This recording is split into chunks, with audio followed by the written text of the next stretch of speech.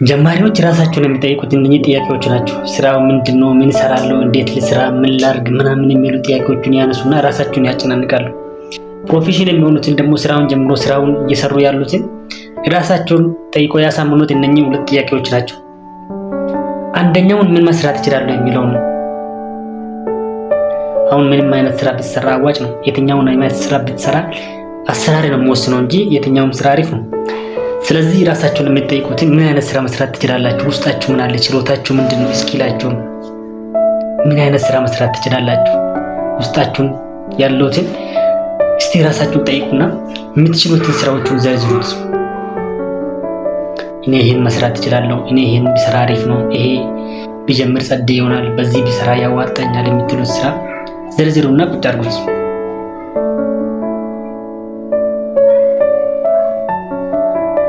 ከዘረዘራችሁ ስራ ውስጥ የትኛውን በተሻለ ሁኔታ መስራት ትችላላችሁ?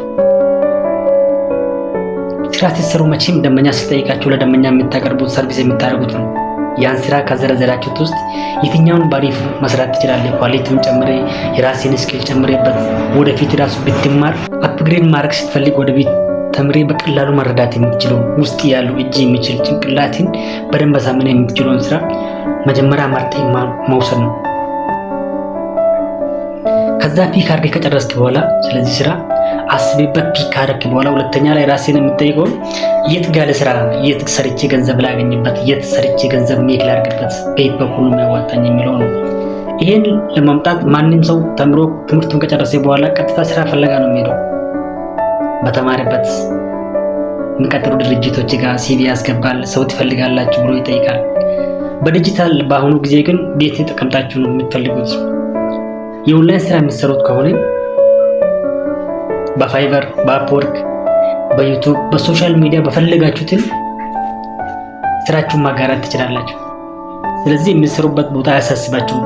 ፒክ ካረጋችሁ በኋላ ወደኛ ደግሞ እንዴት መታችሁ እንደምትቀላቀሉ ዩቲዩብ ላይ አስቀምጬላችኋለሁ። ይሁት እዚህ ላይ ትልቁ ጠላት የሚሆንባችሁ ፍርሃት ነው።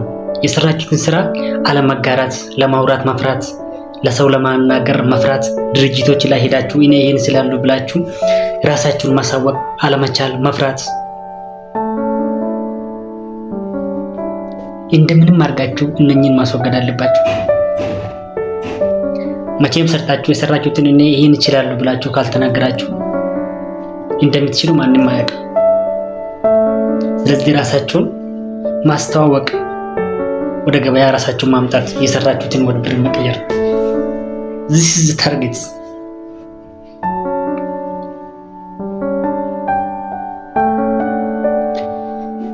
ፍርሃታችሁን እየቀነሳችሁ ጀስት ወደ መንገዱ ትመጣላችሁ። ቀስ ቀስ እያላችሁ የትኛውን ድርጅት ጋር ሄዳችሁ ስለራሳችሁ ስታሳውቁ እኔ ይሄን እችላለሁ፣ ይሄን እንደዚህ አይነት ስራ እንዲሰራላችሁ ትፈልጋላችሁ ብላችሁ ትጠይቃላችሁ። በሙሉ እምነታችሁን ስኪል አላችሁ፣ ችሎታ አላችሁ፣ ፕሮፌሽናል ናችሁ፣ ምንም አትፍሩ።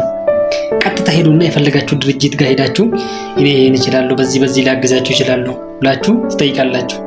ከፈለጉ አክሴፕት ሊያደርጉት ይችላሉ፣ ካልፈለጉ ደግሞ አልፈለጉም ነው።